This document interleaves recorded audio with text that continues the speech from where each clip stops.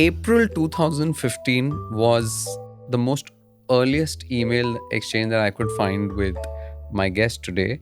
I'd written to him. I hadn't started the Ken back then, and India was in the throes of the campaign against zero rating and free basics. And I had written to Deepak Abbot trying to understand how do you make sense of all these large numbers that are coming out from Facebook and Google about the number of active users they have, how to calculate ARPU, how do you value the ecosystem?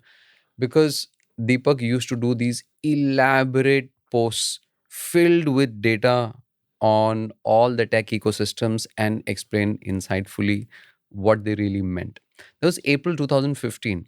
The next set of email exchanges that we had was after he'd started Indiagold. It was in May 2022. I think I and a colleague had reached out to him for a story that we were planning around gold as an asset. And he very kindly clarified, saying that, look, we are not in the business of looking at gold as an investment opportunity. In fact, we give trade credit line against gold. In fact, we call gold a dead asset. And then most recently, July 2025, I'd written to Deepak saying, Deepak, we need to meet and chat for first principles. And I said, I missed his data driven post. And he wrote back saying, even I miss my data driven posts. And after a smiley, he said, startup consumes you is an understatement. And here we are on 2nd November 2025. I'm in Delhi. It's a Sunday. This is post Diwali Delhi. The AQI in the morning when I checked was 364. It's what it is.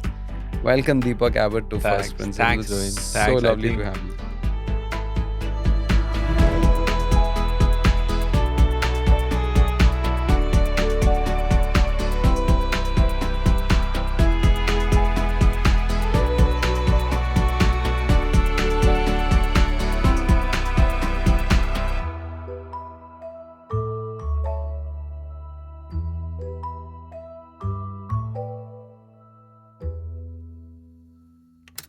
Sounds like a different era when we were interacting about free basics. I think 2015 is Yes. when most of the things that we see today, the evolution of AI and tech and social media and micro content, back then life now feels simpler.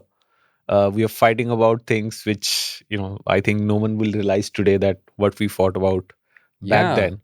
So yeah, it 2016, I so think February was when India banned zero right, rating, right? right. So that And the felt world like a would personal victory back then. very much, very Yeah. much. I know it's slightly off topic, but let's say India didn't ban zero rating. Do you think the Indian internet would look dramatically different Oh today? yes, will be a How? very. So I think we are still, unfortunately, we are still dominated by a lot of American tech companies controlling our data indirectly. If we would have continued with free basics, I think we would have given them direct access, and a lot of new Indian startups, a lot of unicorns that took birth in India.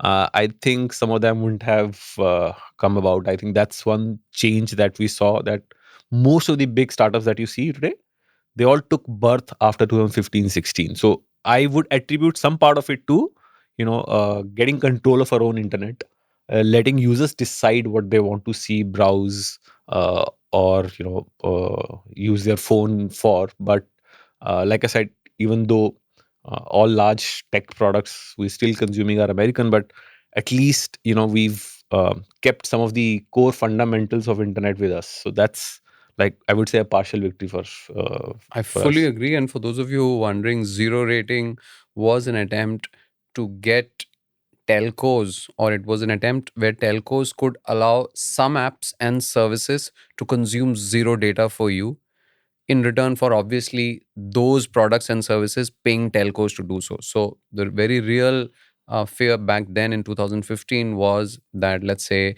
if you're using Facebook, your phone wouldn't consume any data at all. Whereas if you're using a rival to Facebook, it would. So therefore, all of India would end up preferring zero rated services. Thank God India actually banned zero rating. But with this podcast is not about zero rating, and it's about leadership, entrepreneurship, mental models, and Indiagold. So, cut the chase back to 2019 September. Right. That's when you and Nitin Mishra, Quit who were Paytm. both at Paytm, quit Paytm. And Yep. you spent the next, what, like roughly 9 months before you Yeah, we launched started India Gold? Indiagold in March 2020. So yeah, about All right. seven. So why did you quit back then? And at that point, did you guys have an inkling of what you would do, or that you even wanted to do something new on your own? So I quit because I wanted to do a startup. I was very clear that I want to build something uh, where it's while I was part of Paytm, and I was kind of an entrepreneur there. Like Vijay gave you a lot of freedom, and I was building the product the way we felt that we should be building it. There was this so much happening back then, and Paytm was and is definitely one of the biggest payments product that came out of India. So it was a great feeling working at Paytm. But then, you know, I was getting there's a lot of people working under me, and I was not getting hands-on experience of which I always wanted to build few things. And at Paytm, I realized that it's getting out of my hand in sense that I'm becoming more of a management. And I thought, I still have 7 8 years left in me to build products, build with my own hands. And I thought, okay, let's tie our hands to startup because See, why maybe do you say 7 8 years left in me? How old were you back I in was 2019? 43 back then. Yeah, 42, Got it. 43, right? And mentally you would think that by 50 you wouldn't be, doing things which would require you to maybe work 16, 17 hours and code or, build wireframes or write PRDs. So that was my mental target that by 50 at least I shouldn't be doing that. But till 50, I should be actively, exploring new things, building things. And that's when I thought, okay, let's tie our hands at a startup. And Paytm anyways is, it's like a, my own family. I can come back anytime if I want. And I told Vijay, I want to build something on my own. And And you'd done that. You'd worked at Paytm in two stints. yes. But we'll come back to that Yeah. later. All Yeah. right. So And yeah. what So and then we spent next 6 7 months understanding, what we can build. Obviously, because fintech was the only thing that I knew because I had spent last 8 9 years building products around fintech. And obviously, fintech is a very large, broad category, and we are thinking that what we can do, should we get into payments because payments were still evolving while phone pay, Paytm, Google Pay, they're all doing pretty good on UPI and wallet. Then we realized that that would require alternative credit scoring also was one of the things that you were yes, considering? alternative credit score. And then we also looked at retail market.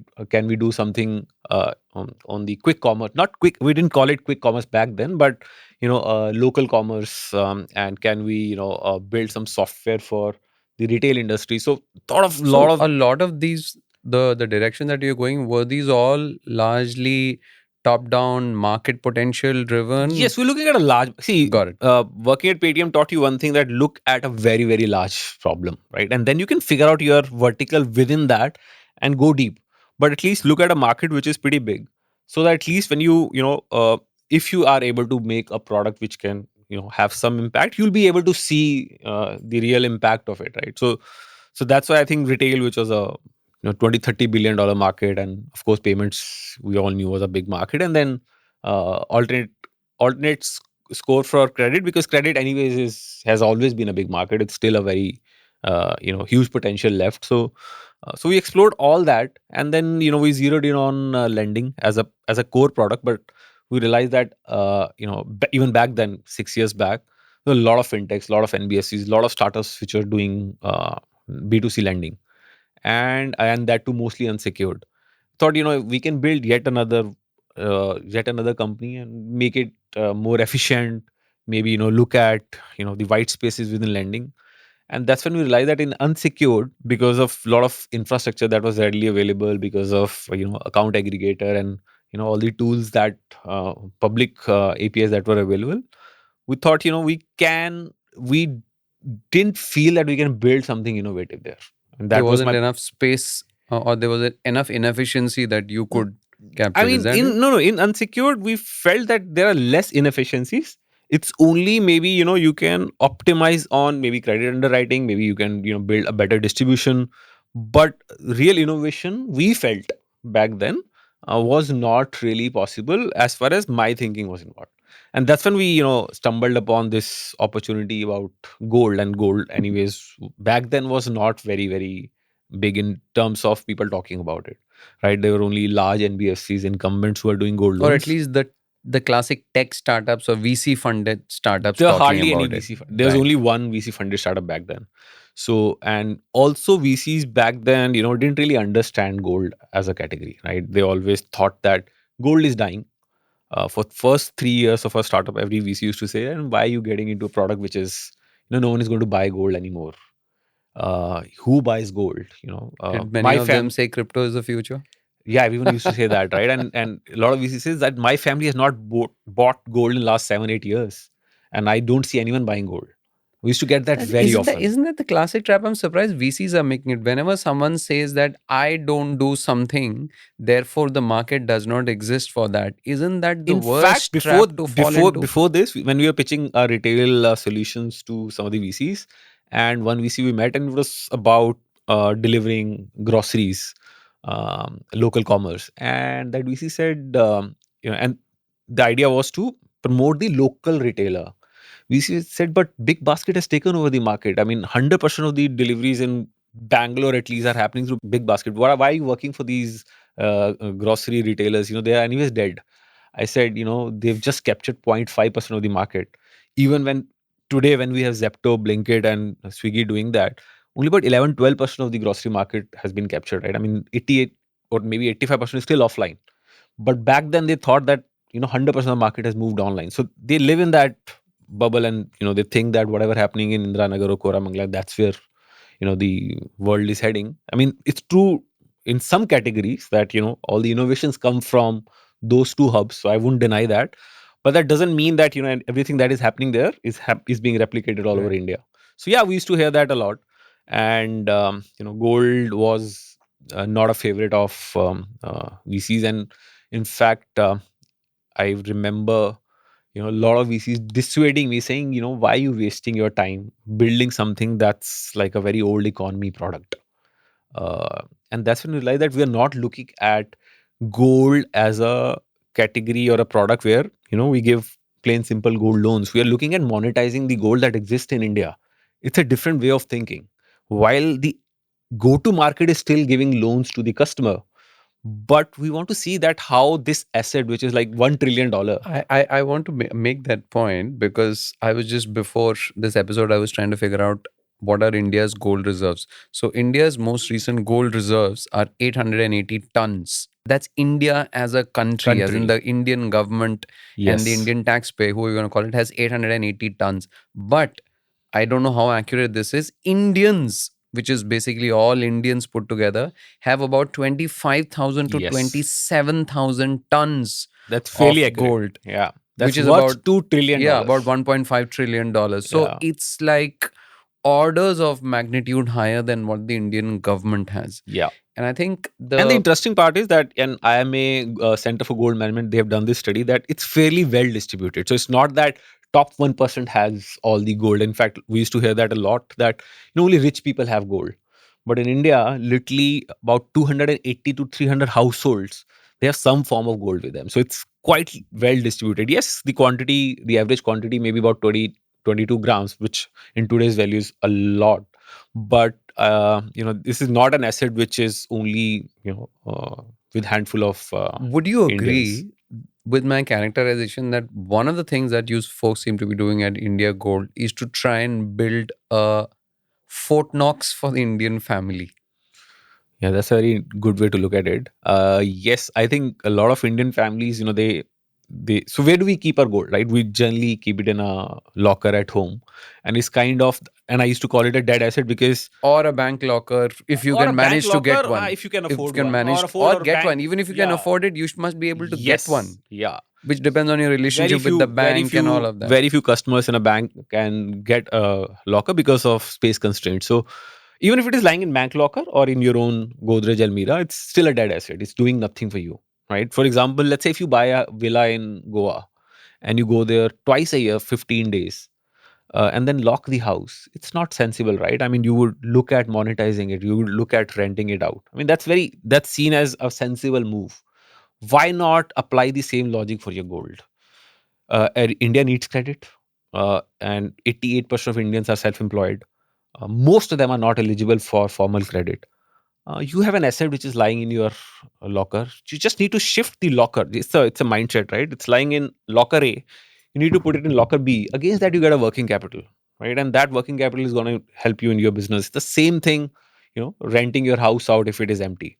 So we trying to change that perspective, that it's not no longer that last resort, no longer that stigma that comes with gold loan, that okay, that Bollywood used to project that I've tried everything and I'm a failure, so hence I Mm-hmm. would give my mother's jewelry. Right, like uh, the entire this thing of jewelry girvi rakh di, and like exactly. I mean, and I think the Bollywood stigma has that done a came with it. lot to create that stigma, but I think in last 6 years we've seen, or 5 years we've seen that changing drastically, dramatically, in fact. I remember first 2 years when we used to go to banks for partnerships, banks are not interested in gold loans, so because banks thought that that's one product that they don't need to do because a lot of operational hassles.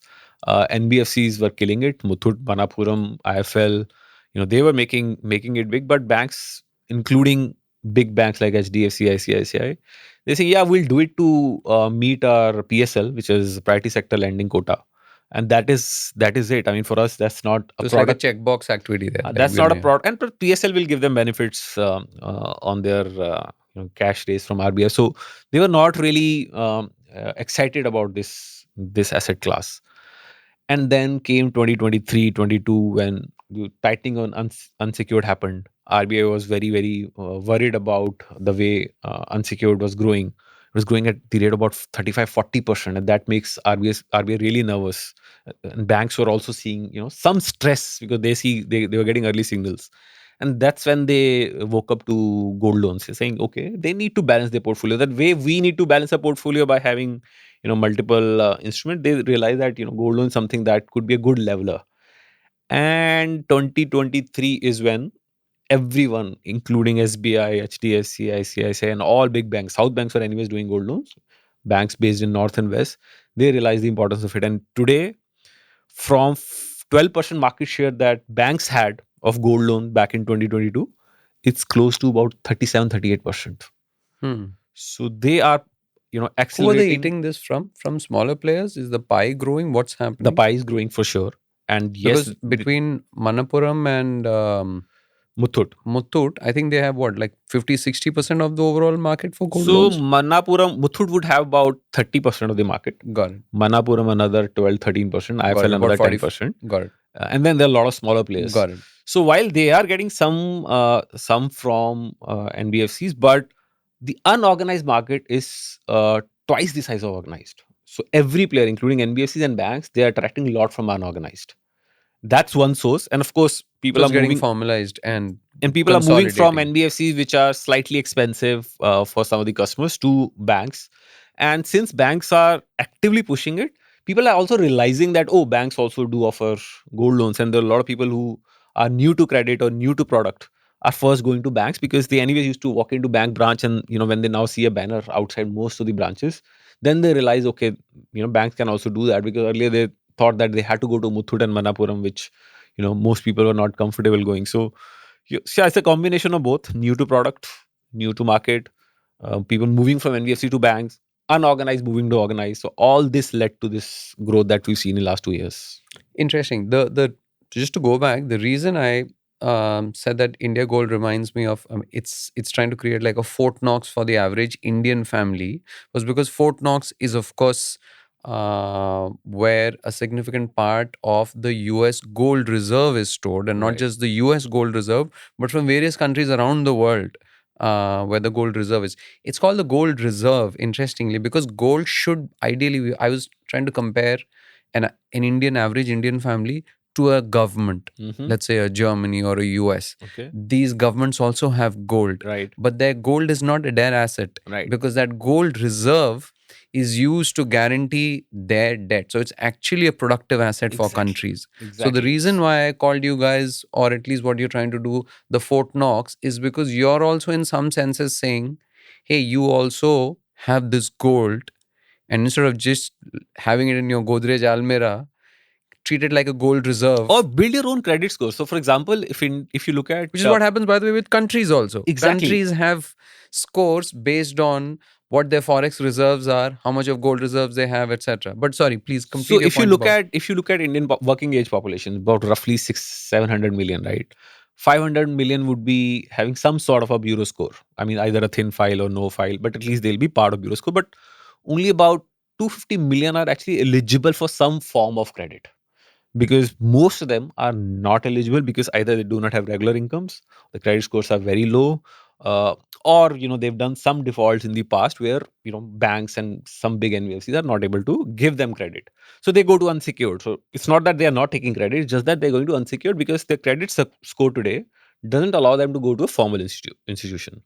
Now one way to look at gold is, instead of looking at like, okay, take my gold and give me loan, you keep your gold at a place where it is certified, it is valued, and it is fed into a system, something like account aggregator, where every credit institution has access to that. And when I know that Rohin has 30 grams of gold, while your credit score may be 500, very poor, I will not give you loan. But if I know that you have gold and it's lying in some reserve, and it's secured, I can give you credit against it while your gold is still lying there. Gold is not moving. It's not, you're not physically taking your gold and giving to another institution. It adds to your credit score. So it gives more confidence to the lending institution that, okay, this person has some asset. This person is And that jumpstarts the credit score exactly. itself. And then that starts the new cycle. And of course, models can be built where, a virtual lien can be, put on that gold while it is still lying in the bank locker, and you get credit the way you'll get unsecured credit, and then obviously you build your credit history on top of it. So that's one way of doing it. A second was what government tried, which was called GMS or GDS, gold monetization scheme, Which failed. which failed, and there's a reason why it failed. But the principle was same, that you have gold, if you're not using it, why don't you lend it to us, and we'll, because India imports 80, 70, 80 tons of gold every year, and that adds to the deficit that India has. It's a second biggest item after fuel, crude oil. So the idea was that you lend this gold to us, we'll lend it back to the jewelers. So instead of importing it, it goes back into the economy, and will issue your certificate, and you still have the same value. It appreciates the way the real gold will appreciate, and you get some yearly marginal interest, and the jewelers also get some gold from the banks. It was a wise plan on paper. The way it was executed was very poor. I mean, they're very, first of all, no one knows about it, and then it required minimum 100 grams of jewelry. Not many people have 100 grams, right? I mean, you anyways eliminating about 85-90% of the population.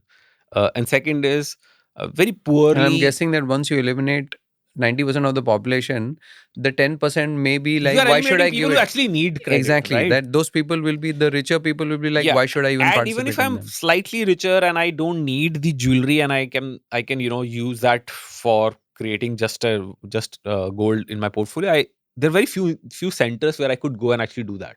No one knew where to go, because you have to physically take your gold somewhere. So in a city like Delhi, for example, there are just two centers. In a city like Bangalore, there's only one center. So why would someone travel 2 hours to see that how much their gold is worth? And then of course, And especially when the need is inverted, it's the government that needs something from the because citizens the and way it was not the projected, citizen. right? And it Yeah. was not shown as that. Today, for example, if it is launched, it would make more sense, because today everyone realizes that gold has to be an integral part of your portfolio. Now you have to project it that, okay, jewelry is still not something that you can consider as part of your portfolio. Yes, it can eventually help you in your need of credit, but if you convert that into a document, think of it like SGB that RBI launched.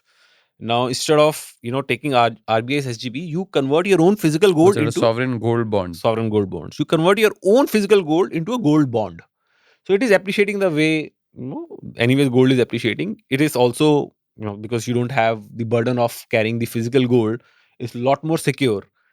And plus, you can count that it's kind of a liquid asset now, because that certificate is now as good as your physical bond, which or a cash bond, which you can go to bank and encash anytime, or you can cash part of it. But The there's another reason which is missing, right? Like in this thing, a Yes, very cultural reason. cultural reason, I think the biggest was people were not comfortable melting their gold, right? So that was one. But today, if you look at some of the younger population who inherited gold, or who don't have this emotional connect with the gold, but they understand the importance of having gold in the portfolio, that's the TG one can still cater. And like I said, it's such a huge market that even if you find 3, 4, 5% people interested in it, that would still create a bigger pie for GMS or a GDS as a scheme. Got it. Let me switch now to India Gold, the company. How do you make money? There are 2 or 3 models. One is that we help banks to quickly launch gold loans. So banks which do not have any infra, in the sense they don't have the operational wherewithal to do gold loans because there's a physical asset involved. They don't have the software, the LMS, the LOS, What are uh, these LMS, LOS? loan management Oh, system, got it. loan origination system, or customer acquisition capabilities they don't have. We help them to quickly launch and scale gold loans. So, for example, today we partner with a small finance bank. We acquire customers for them. We onboard customers for them. We do the gold assaying. We do the entire customer life cycle, in the sense, through India Gold app, they can manage their gold. They can do a loan renewal. They can do loan closure. They can get top up amount, and then of course, we deliver the gold back to them. All this is done through India Gold's platform. India Gold, we call it a glass, which is gold loan as a service platform, and that's how we help. And banks have literally zero opex involved. The only role today banks play, can if they partner with us, is to store the gold. Rest everything is done by us, right? And there was a time we used to also do this storage of gold, because banks which do not have the storage infra as well, we used to help them store gold on their behalf, which later on with RBI guidelines it changed, and which required banks to physically hold the gold as well. But that's a like I said, most banks have that basic infra today to store gold. So the last leg of taking gold to them and they just store it is what they were only doing, and rest everything was done by us. So that's one model. And So in this model, you get a commission from banks yes, for the loans, I assume yes, they give to these exactly, for people on every your platform. origination, yeah. Got it. And the second model is a very plain, simple, a marketplace model where I have customers, I have distribution, and they want loan from HDFC or ICICI or RBL Bank or Unity Bank. So I would, just like I policy, saw that. It's good that you similar brought to up Policy Policy Bazaar. Bazaar because I was on your website yesterday and I could see that there are these various banks listed with the pros and cons and the interest Yes, rates. where we And just direct the customers to the nearest branch. Obviously, we handhold them, we guide them where to go, and we also do soft evaluation of their gold. But eventually, it's lead gen for banks, where we obviously try and convert the customer if they are on the borderline about taking the gold loan, or what are the schemes, or how gold loan works. Like, a lot of people actually even today do not know how gold loan works, right? So we do that part, and then customer moves to the branch, and then everything is done by the branch, and we again get some commission on top of that. So that's model number two. And then model number three, which we will be launching soon, we'll be building our own book through our own license. Yeah. got it. So you'll have an NBFC license and Yes, then you'll lend directly. correct. Got it. You used to also have digital gold. Do you still have that? Do you still sell digital gold? We do sell, but that's not something that we actively promote on our app. Got it. That's a product which I would say, uh, in hindsight, we should have done much better on that. But that's just a top of the funnel customer acquisition product, and not necessarily a business line in itself. How much venture capital have you raised till date? So we done Series A of about $22 million. Got Then it. we raised a seed of about 1.8, so roughly about $23.8 million. Got it. How big is the company in terms of people? We're about 250 people now. We're disbursing close to 160 crores a month. We are fully profitable. No asterisks, no condition supply, no hidden costs. So we are fully profitable. So, and we turned profitable about 4 months back, and we intend to stay profitable.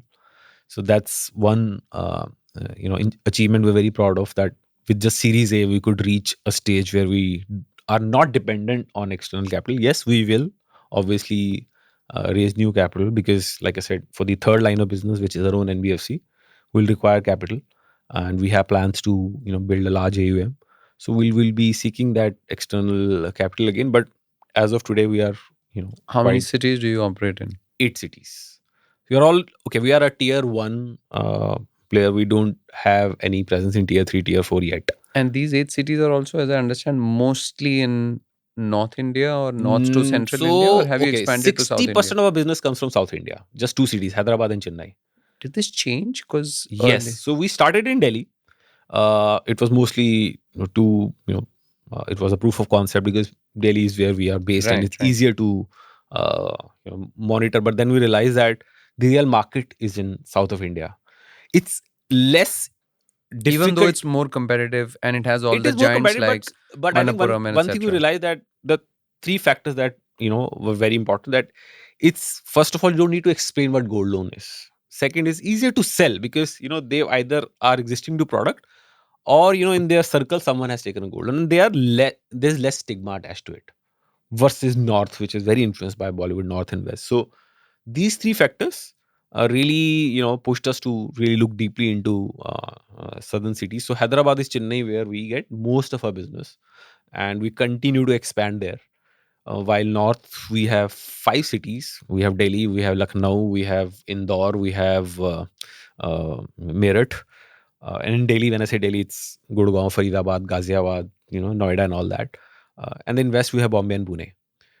So Bombay is also coming up really well. Bombay, Pune are pretty decent. So north is where I think, while we started, but now internally, if we look at us, we feel that we are more aligned to west and south, because multiple reason, it's very difficult to do business in north, especially something like this, which requires a lot of on-field operations, which requires a lot of trust to be built. In North India, I think it's tougher when it comes to managing frauds or I collusions, was or about to ask, like, is this also must be a significant security risk because you're not security risk. I think there is people risk. There's a lot of collusion. There's a lot of and I'm talking about customers who are trying to right. bring spurious gold and trying to get loan against That's the it. bane of any at scale business in India, that you'll have to spend a lot of time trying to figure out how to curb fraud, right? Exactly, and that happens mostly in, so for all the fraud attempts that have happened, I think 90% were from Delhi NCR.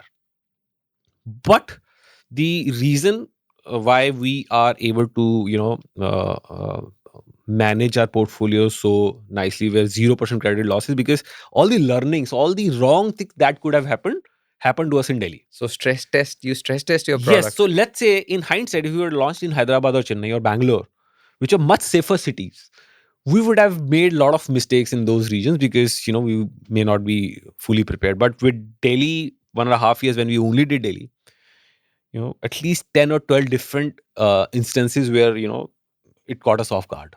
And that's when the learning went back into the technology platform. We built all the loopholes, and that's when we went to south. And the It's reason it's why. very interesting because what you're telling me is like the in some senses the mirror image of what Tarun Mehta of Ather had told me, that because when Ather started selling its put up its own experience centers and started selling its scooters, and obviously did it in Bangalore, and like his point was that, look, I mean, Bangalore is such a great market for selling any kind of Right. tech products, Yeah. etc., that you just think that, wow, I've cracked this market. And then when you take it outside to the rest of India, you figure out that most of those assumptions just don't scale. Exactly. So what you're essentially saying is the mirror image of that, which is what you just said, right? That if you do it in a much tougher market and then go to South India, Hyderabad, Chennai, Bangalore, etc., you'd actually have much better Exactly. chance of success. Exactly.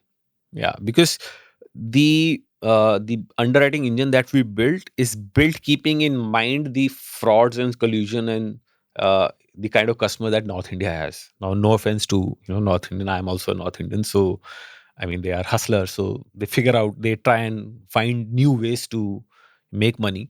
Also, But I suppose it goes back to the point that you mentioned earlier, that if culturally in South India, people have been used to gold loans for a while, it's they much just easier to sell. accept it as a It's regular product. much And here, easier if to it's sell. newer, the first set of users that you're getting are probably trying to figure out how to game the Yeah, system. and And exactly. I think here we realize that there are two sets of people. One, people get agitated when you say gold loans, saying, "Why are you pushing gold loans to me? I mean, I don't want gold loan. I'm not that Because of desperate." yeah, I'm not that type. And second is you see, okay, company is reaching out to me. Okay, let me see how I can, defraud them. So there's a lot of spurious gold that does its round in Delhi. I mean, it comes from Jaipur and Rajasthan, and it looks like pure gold. It looks like 22 carat, and we've seen that a lot in Delhi.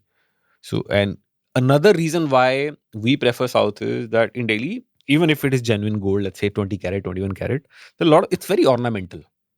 Delhi people love, there are either stones on it or Hmm. some kind of diamonds on it. They like that kind of jewelry. It's very difficult to evaluate that. And in their mindset, because they've spent money on kundan and stones and diamond, they think their jewelry is much more. Why are we giving less loan to them? Whereas in Got it. South is mostly it's pure, it's mostly gold. If you Got it. see, they wear thick chains or I'm a any, Keralite, so I know exactly what you're the jewelry saying. which is, not that studied, right? It's pure gold.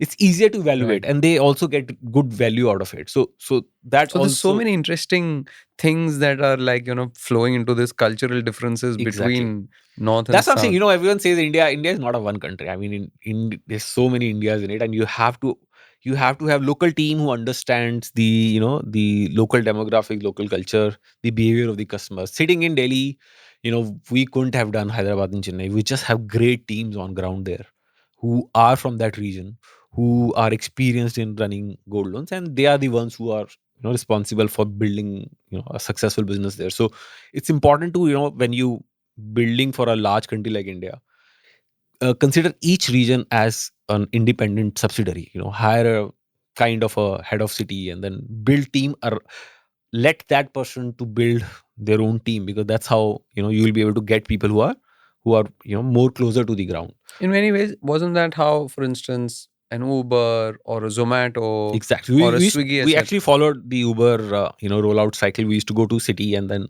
find the concept of a find city CEO sort of exactly thing. find one person there and then build the team under, and then take it from there. So that is one playbook for India for sure. And anyone who thinks that sitting in Bangalore, sitting in Delhi, they can be in an all India company is very difficult. Like for example, at Paytm, we've seen that we it took us a lot of time to crack Bangalore. Similarly, for PhonePe, it took them a lot of time to crack Delhi, because if you're based in one region, you don't understand the nuances of how merchants or how customers would react to your product. And plus, if you're physically there, founders there, management team is there, they push their local teams a lot. But we realize that that's not how gold loans would work. I mean, we don't see ourselves building a North India centric company. And anyways, I think like I said, if 65% of the market is in South, fundamentally we You have have to to go build. where the market Yeah. is. So that's, I think, from day one we had that clarity that if we go in any region, it has to be an independent region backed by the strong team, and that team is running it like a mini subsidiary. Got it. How many co-founders have you? It's you and Nitin Man, Mishra. yeah. Both of you. I mean, Yes. Nitin also I know. Okay, great. All right. Now let's kind of. I want to understand. We spoke a bunch about the sector as well.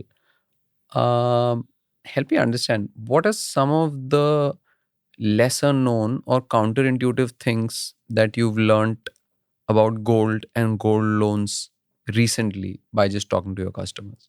I think one thing that, okay, so I was earlier I touched upon it that while the gold market is huge, the gold reserves are humongous with $2 trillion. Right.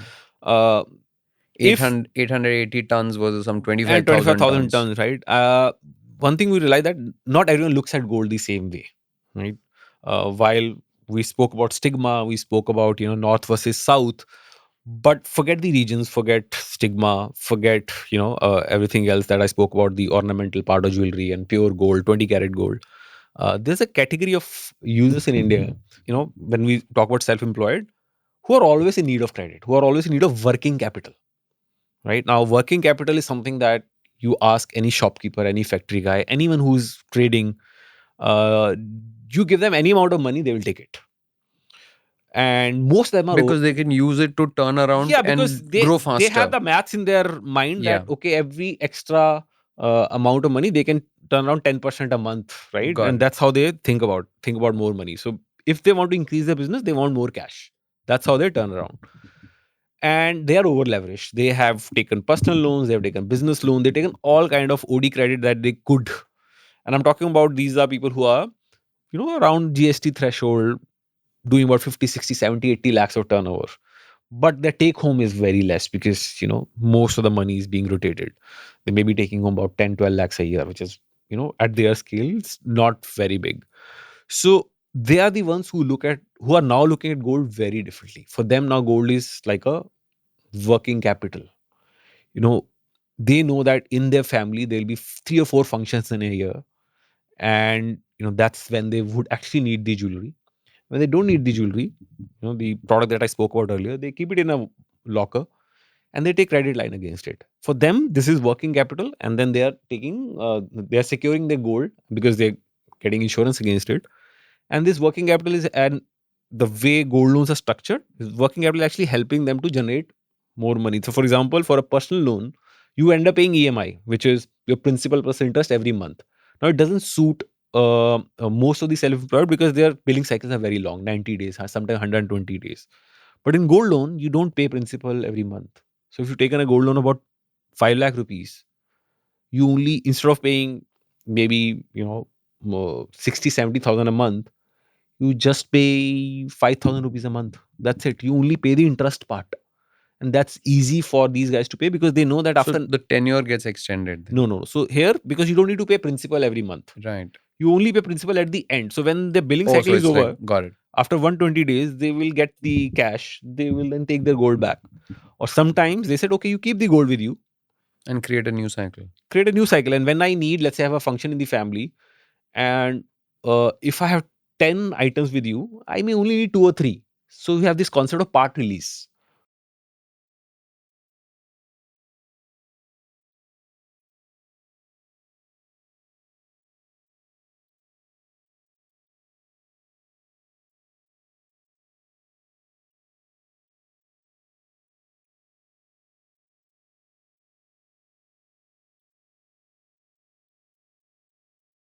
So it's very interesting because the point that you mentioned about gold just reminds me of the auto sweep facility that banks have introduced now for a while, where if money is lying in your bank account and if you are not using it, it gets swept into a fixed deposit. And if you write a check or if you want to transfer, it Money comes back automatically automatically to comes savings. back. So Yeah. that's what you're saying. It Yeah, I seems to think, be yeah. happening. So we need to look gold also in a similar way, right? It's lying in your locker or bank's locker. You have a credit against it, and tomorrow you've given that money back. Now this gold is free for you to use, and once you have a function in the family, you use it and then return it back to the locker, and then again the credit line goes up, right? So if you look at gold loan from that lens, then we don't consider it as, oh, this is the last resort, and I use my family jewels to take money against it. I mean, that's where we need to take most of the thinking towards, because today, if and like I said, things are changing. I mean, a lot of people are now looking gold like a non-emotional asset, while it is your family asset, but not like, okay, I'm a failure if I'm, you know in fact, it's considered smart because it's one of the cheapest form of credit that you get today.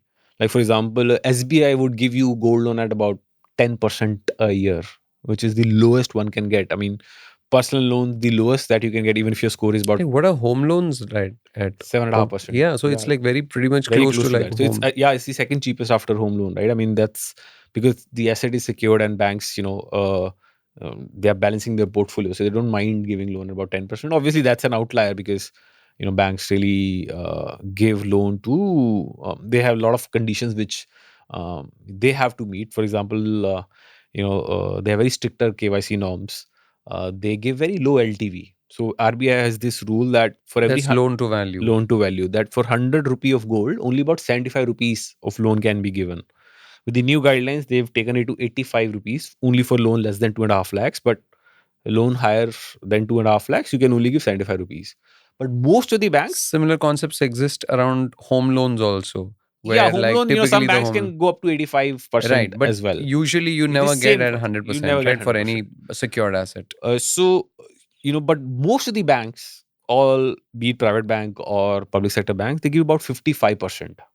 So if your gold is worth 100 bucks today, you'll get 55 rupees of loan. But if you look from a trader point of view or a self-employed point of view, they don't want to leave that money on the table. So that's why they go to NBFCs or banks which can give higher LTV. So for example, with our partner bank, we used to give very close to 75% LTV, which is much, much higher than, let's say, State Bank or HDFC would give. And that's the reason we were able to attract customers because, like I said, they want more money. Any money that they can get access to. And plus, they've taken all the effort of bringing gold to us. They've taken all the effort of doing the KYC onboarding.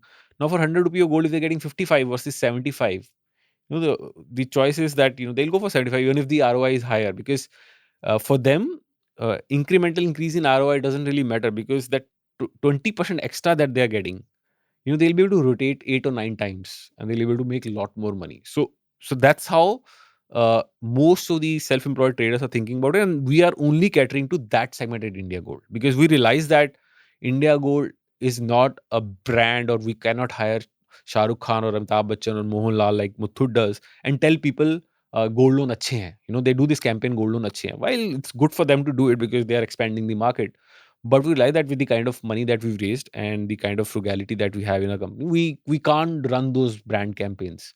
So we have to cater to people who understand gold loans, and within that, the segment which has the which is easier to sell, and where we can make maximum money, right? Where my cost of acquisition is low and LTV is much higher. So that's why we figured out that okay, we'll only be catering to a segment which is using gold loan as a working capital. So we built a niche there. And that is thanks to the large market, which I spoke earlier, that the market has to be so huge that even if you build a niche in that large market, that is still big enough. So that's where I think India Gold is trying to focus on. And all our product and tech, all our backend, all our underwriting, all our customer acquisition is built around giving working capital loans against gold. So we call it a business gold loan. And we've been doing that for last 4 years. And in July 2025, just 3 months ago, RBI, for the first time in their guidelines, came up with this word called income generating gold loans. So they recognize that, there is a segment which would use gold loans to generate income. So obviously there's a different sort of KYC. You also need to, ascertain the credit worthiness of the person who's taking income generating gold loan versus consumption gold loan. So consumption gold loan, your credit score be as low as 500.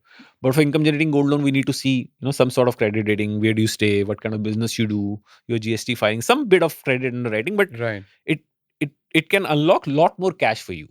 And we've been doing that for 4 years, just that it's been formalized now by RBI. Got it. So I have a slightly orthogonal thought to this. Now, the thread of everything that you've been saying till now is that India has this tremendous amount of gold, whatever, 25,000 plus tons, $1.5 trillion, which is lying in individual homes and lockers and almirahs, right? And you have to think of it as an asset that doesn't merely appreciate in value over time, but has the ability to generate cash flows over time as See, well. appreciation anyways would happen, irrespective of where it is lying. To use your example, when you buy a home, the home may appreciate in capital value over the next 5 years, but that doesn't mean you can't try and capture rental value Exactly. in that time as well, Exactly. right? So what you're now, I mean, the thread that I'm latching on to is that gold as an asset is moving from an asset that just lies and never gets used, right, and appreciates in value over time, well, at least judging by past history, though no one should expect it will always be true, but it can also have yield value. Now, Yes. the in that I want to go deeper, because most of the examples that we've been speaking to till now are always about people who have gold and want loan because they want to do something with that loan in their business or in their lives, etc. But do you foresee scenarios where people who don't want a working capital loan but have gold try to figure out, does this have income generating opportunity? To use another analogy, let's say from the stock market, if you can lend your stock to Yes. someone else and they just pay you X percentage or money in return for holding that stock because they use it for something else productive. Similarly, Which is a private version of GMS. I would lend my gold to a jeweler. Obviously, the gold needs to be melted. So I need to be that's less where, emotional about my gold. right. I just need to realize the asset potential of that gold, but not emotional about the form factor. If I'm not, yes, this model can be unlocked where I would lend my gold to a jeweler who would pay me 3.5%, 4%, because that's the margin they can afford. And then of course the gold appreciate because there's a certificate.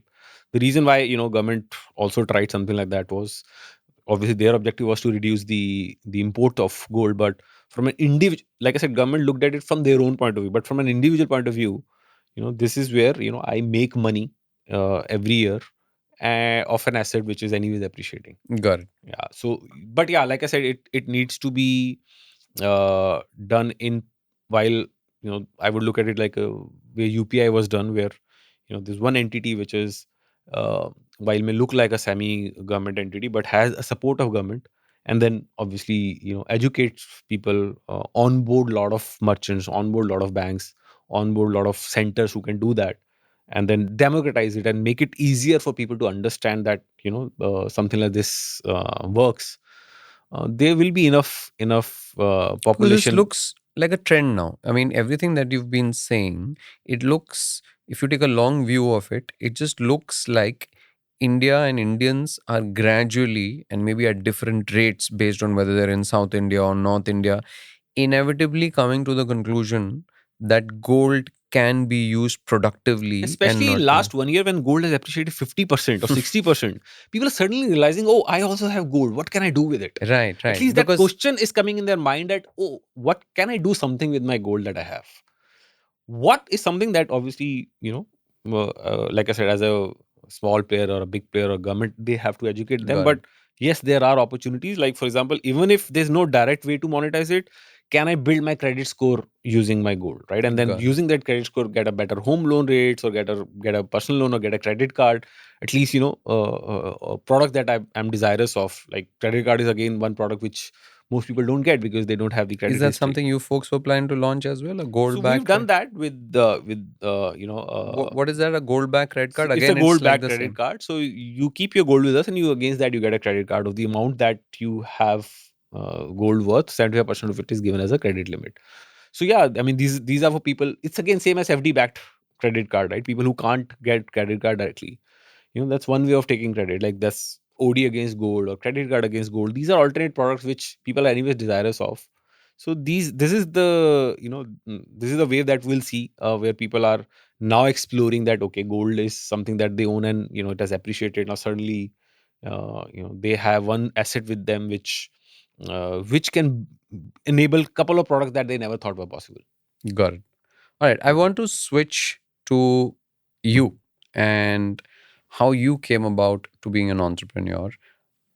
What's your, I mean, where do you grow up? What do you study? Where are you from? I We know grew each up other in for I know like, I grew over up 10 in years, but like you yes. said, it's the first time that we're meeting in person today. Yeah, and not many people know about my history that as such because I haven't spoken about it. But I grew up in Ludhiana, Punjab, and was a small town boy, and then still very much Punjabi at heart. But then I moved to Delhi for my graduation. I was doing BCom from Delhi University, and that's when I was because I was doing BCom. The only other option was to do chartered accountancy because I was good at maths. I was generally good with numbers. So I thought let me try out CA because there's no other career opportunity. Either you can be an engineer or a doctor, or This if was you're late 90s. this was 97, yeah. Yeah.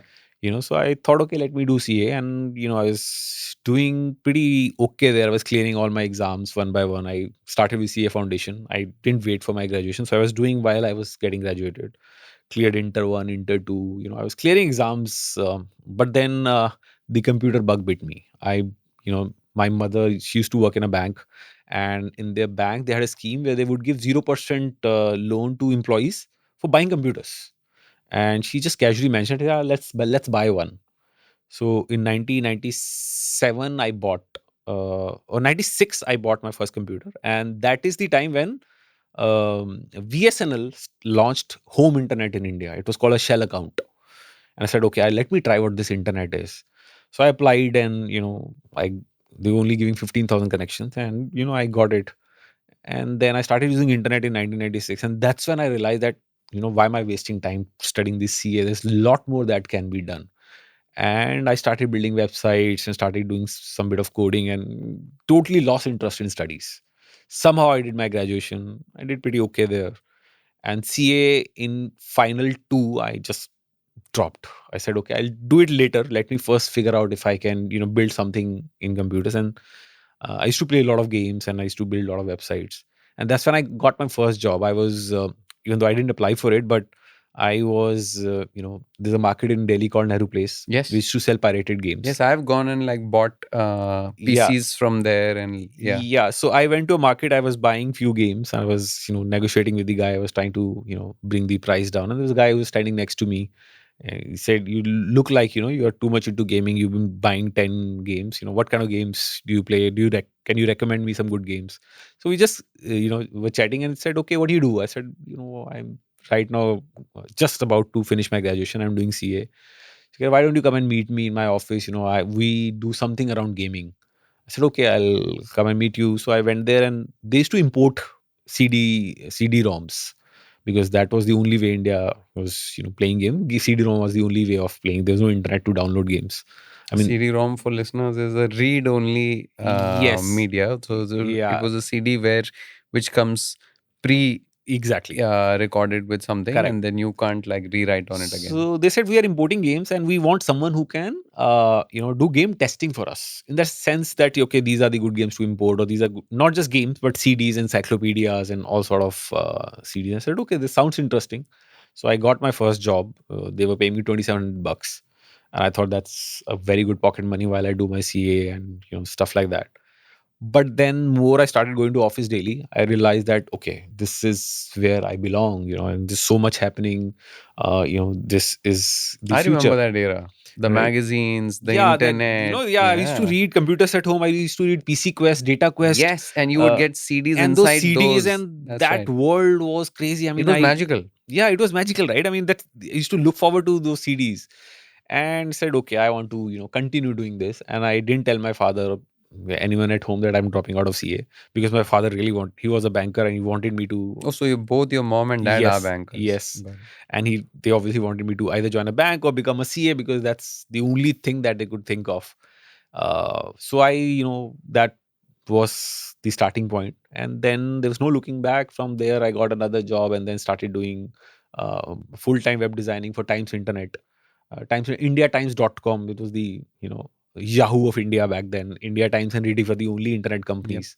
So was really excited to join them in 1998 or 99 maybe. 98, yeah. Yeah, and there's no looking back. Then I stayed in tech, stayed in technology, internet.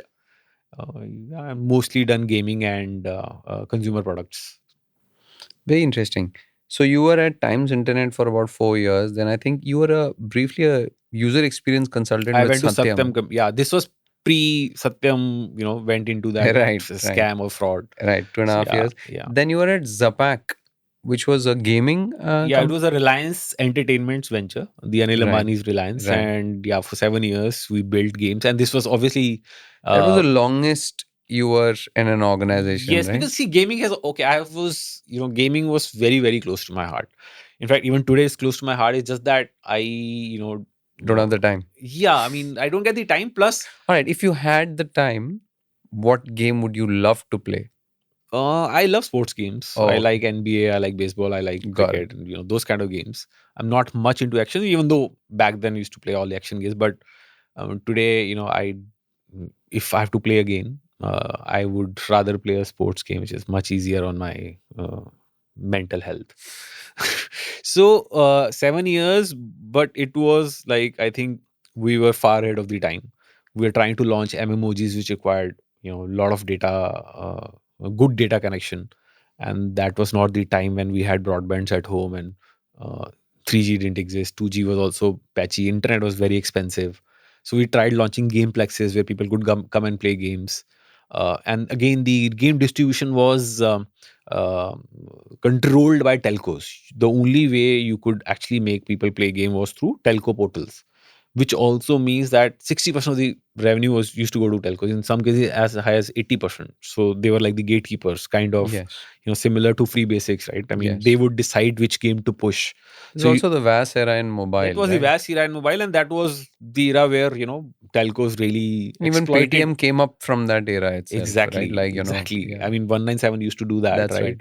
But very similar to what Free Basic was trying to do, right? I mean, telcos were the gatekeeper. They were controlling which games, based on what money, how much money they were making from a game, right? So the full creative potential of building games was not coming through, and we tried for 7 years, and we started building games for international market, which was much easier. But then after doing games for 7 years, where the market was not growing, the internet was still very, very patchy. I got an opportunity to join Paytm.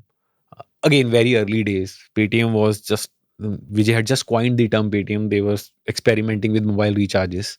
And that's when I joined. And, the good part was when I joined, we decided that we'll build an app. There were hardly any Androids in India. Like literally, I would say less than a lakh phones. And Vijay, being a visionary, said, let's invest in the app today, learn how it works. While it sounds fancy, we only have international apps, but let's see, how it goes. While we'll continue to focus on mobile web and web, but let's see.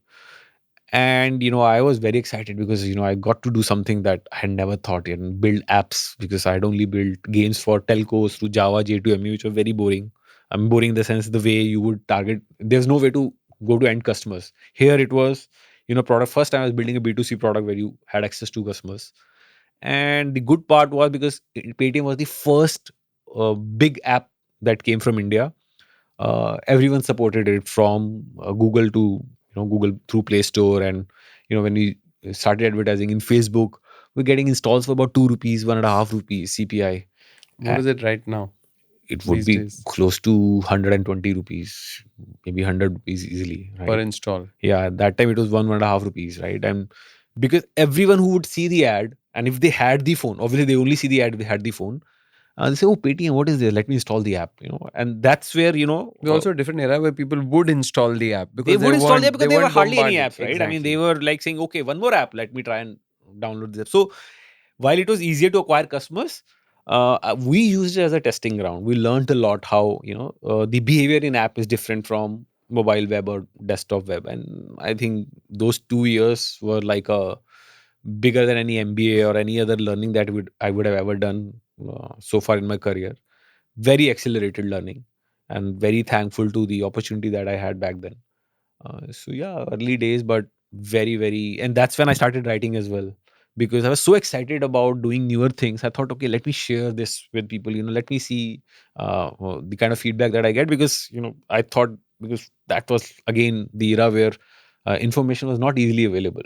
So I used blogs to interact with people. I used to, share my blogs with people This was and also share the pre feedback. everything getting closed up in, like, the walled gardens of Exactly. Facebook, etc., and all that, where people would still blog in the open and like leave Exactly. comments. Yeah, and yeah, I think then 2014, I thought, okay, met Satyan at Times Internet.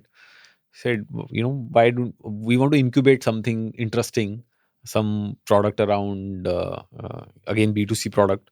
Would you be keen to build? So it was kind of a semi-entrepreneurship kind of an opportunity, where they said, okay, we'll give you some fixed funding.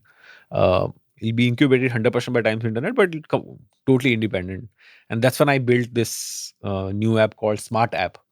The idea back then was, again, this is 2014, when This Geo was not pre-Geo. I was pre-Geo, about to.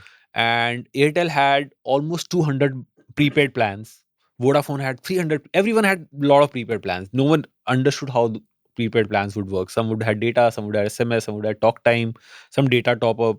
And people were always confused. They were buying multiple packs. They were buying data pack, they were buying voice packs, SMS pack, and so on and so forth.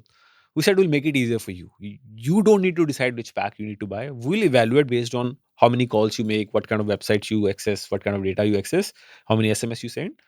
We'll bundle two or three packs and give you one single pack. You spend 299 and we'll bundle the packs for you. It worked really well. I mean, it was like I said, a instant success. We got million installs in about 6 months. And that's when I realized that, oh, this data gathering from the mobile, who do you talk to, what kind of apps you use, people are really keen to know more about it. So instead of just recommending packs to them, we started also sharing this information with them. And that's when we took the app global as well, where we just share simple things like, oh, you consume x MB of internet today, you are on roaming and your data plan, you're running out of data plan, and these are the websites that you see, and this is where like, if the equivalent of iOS screen time that you have Yep, today. yep. So we built back then, and that app became very, very successful in even countries like China and Japan. We were number one app in almost 10-15 countries, clocking about $10,000 revenue a day. And that then again, Geo Geo came. happened, and they said, okay, just 299, you get everything. So the utility of the app, the core That's right. fundamental Why utility of the bother app tracking disappeared. anything? And in about 6 to 7 months, that app started seeing a decline. And that's when I thought, okay, let me go back to Paytm. And I met Vijay, said, Arey, वापस आ जा, कुछ, we are on a different journey now, different scale. So you'll enjoy. And this was pre-demonetization. I didn't know that what's about to come. So I joined 2 weeks before the demonetization happened. And then, yeah, like I said, rest is history. I mean, demonetization happened and then everything just took off. If you've been a long-time listener of the podcast and are glad we're back, do tell the world that by sharing this episode with everyone you think will find it valuable. Mixing and mastering for the episode was done by the wonderful Rajiv CN, our resident sound engineer. This is me, Rohin Dharmakumar, signing off. We'll be back soon with another episode.